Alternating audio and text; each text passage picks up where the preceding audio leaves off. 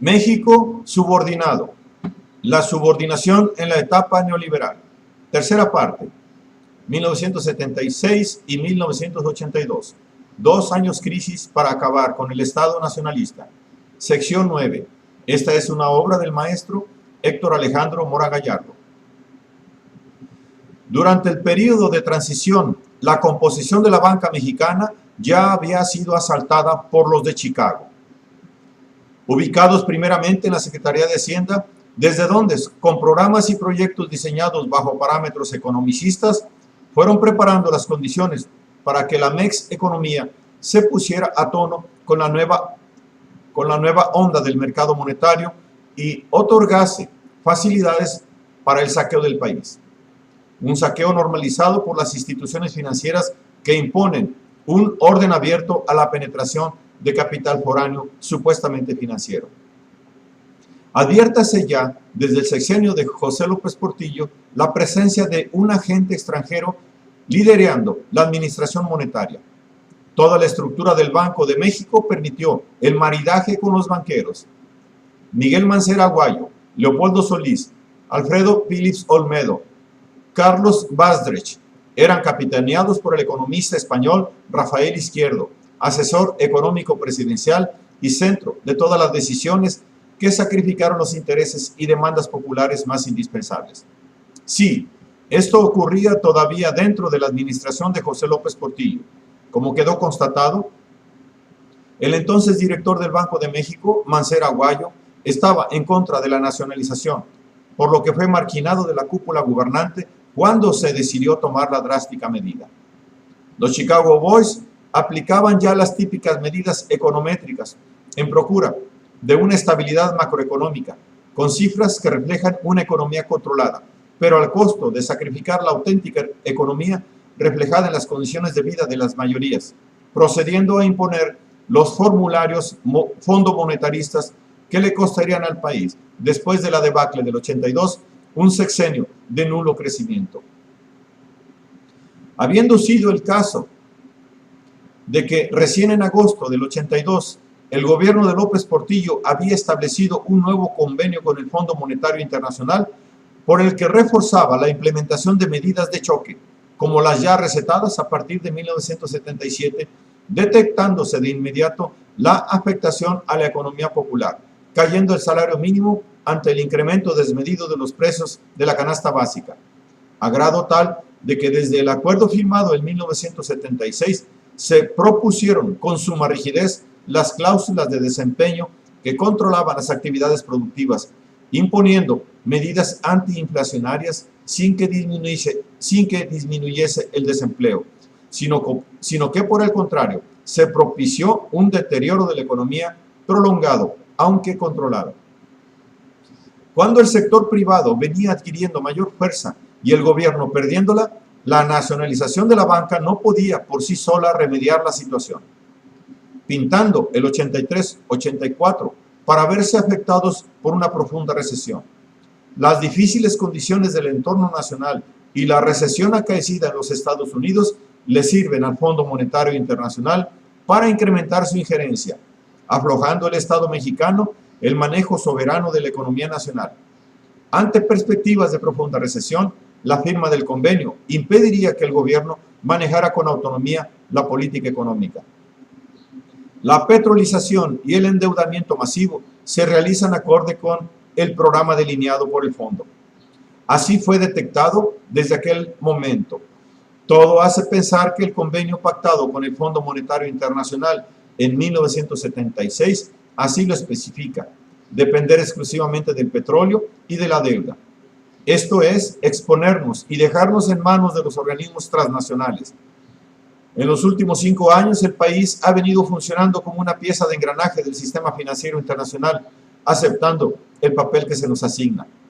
Fue el seguimiento del diseño fondo monetarista lo que produjo la concentración del capital bancario en unos cuantos potentados, así como la participación de la banca extranjera en México, además de la reducción del canje legal. A decir de la coordinadora de la Asamblea Nacional de Trabajadores Bancarios, los ingresos petroleros auspiciaron los beneficios de la banca privada, con la agravante de que los ingresos provenientes de la venta de gas y de petróleo y de la deuda interna no se invirtieron en la creación de una infraestructura industrial y agrícola que resolviera las necesidades de la economía, sino que por el contrario, se canalizaron hacia la banca privada y hacia la banca internacional.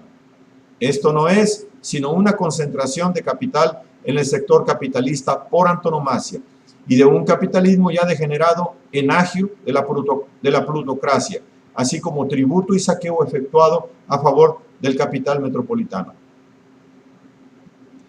Bancomer y Banamex, por ejemplo, participan en la banca internacional asociados con bancos internacionales como Bank of America, con la mayoría de las acciones, y Bancomer con el Chase Manhattan Bank. Banca Serfín también lo hace con menor participación. Bien claro lo hacen ver en un comunicado la coordinadora de la Asamblea Nacional de Trabajadores Bancarios. El Fondo Monetario Internacional fungía como la policía internacional, fomentando el endeudamiento para después utilizar la deuda como elemento de presión. Igual que a un gobierno endeudado, se torna asequible a acatar las recetas del fondo, procediendo a aplicar medidas de austeridad, contrastando con la libertad sin restricciones concedida a los de la iniciativa privada, siendo evidente que el Fondo Monetario Internacional es un instrumento empleado para hacer que se aplique la política económica que favorece la concentración de capital usurario. El 19 de febrero de 1982, a un día de haber realizado la primera devaluación, José López Portillo argumentaba que el Banco de México se retiraba del mercado monetario. Muy dolorosa decisión, con el propósito de que no le volviera a pasar al país lo que hace 6 años, sobrevivir en la comunidad financiera acudiendo a convenios con el Fondo Monetario Internacional. 6 meses después, y tras de una segunda devaluación, Silva Herzog anunciaba iniciar conversaciones con el Fondo Monetario Internacional con el propósito de utilizar los recursos monetarios a que México tiene derecho por pertenecer a tal organismo, pudiéndose entender que México no podía ya evadir la injerencia del fondo, el que entraba a resolver el desastre. Pero habría que afirmar, se trataba de un desastre propiciado ya por medidas contraccionistas acorde con los protocolos monetaristas de la Troika neoliberal, Fondo Monetario Internacional, Banco Mundial, Banco Interamericano de Desarrollo, al servicio del capitalismo imperialista.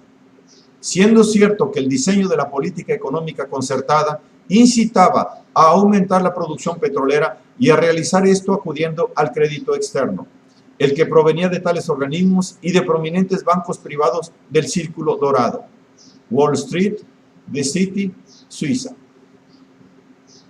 La petrolización del país se hizo acorde con convenios concertados con el fondo, incrustados ya en el quehacer administrativo nacional desde el Acuerdo Secreto de 1976.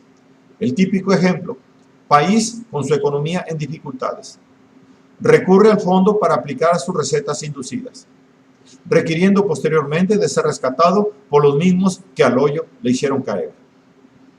Pero, ¿por qué entra la economía nacional en dificultades? En gran medida debido a las presiones externas que se van agudizando conforme se agota el capitalismo floreciente de la posguerra. La tasa de ganancias entre los monopolios metropolitanos decrece, repercutiendo en una mayor agresividad en la relación del norte con los mercados tercermundistas, propiciando una balanza comercial externa más desequilibrada y el fracaso del modelo de sustituciones de importaciones, obligando a la mayor apertura y a los intercambios asimétricos beneficiarios para la metrópoli, lo que se complementará con la implantación de la deuda. Lo que es igual a mayor apertura a los bienes producidos por empresas metropolitanas, reapertura al capital extranjero que viene a intensificar la extracción de recursos naturales, el saqueo, y a explotar la mano de obra más barata del sur, creación de un endeudamiento que torna más dependiente a las administraciones periféricas, todo lo cual repercute en la pérdida de la rectoría económica que el Estado nacionalista pretendía ejercer. El fracaso de la economía mixta y de la sustitución de importaciones permite que el capital financiero metropolitano arribe implementando préstamos que reducen la soberanía. Los préstamos porque no tienen para financiar su desarrollo. Las empresas transnacionales llegan al país a cubrir rubros que las propias empresas nacionales no son capaces de ocupar, siendo el caso de que no pueden competir con los poderosos capitales de las potencias desarrolladas. El mismo José López Portillo alertaba o reconocía a principios del año aciago, en 1976, con la situación económica en la que estaba el país, con nuestra moneda devaluada, con nuestro crédito perdido, con el Fondo Monetario Internacional encima de nuestra economía, porque habíamos pedido una ampliación de nuestros derechos. En esos momentos, el mundo al que le debíamos iba a pasarnos la cuenta. Entonces tuvimos que sacar una tarjeta y decir, un momento, este país tiene petróleo, tenemos capacidad de pago, espérense, vamos a organizarnos y a recobrar el paso. Y eso sucedió. Sí, sucedió tal y como convenía al capital imperialista, poniendo el petróleo como garantía de pago del adeudo, haciendo accesible el petróleo al monstruo adicto que lo requiere como a la sangre un cuerpo orgánico.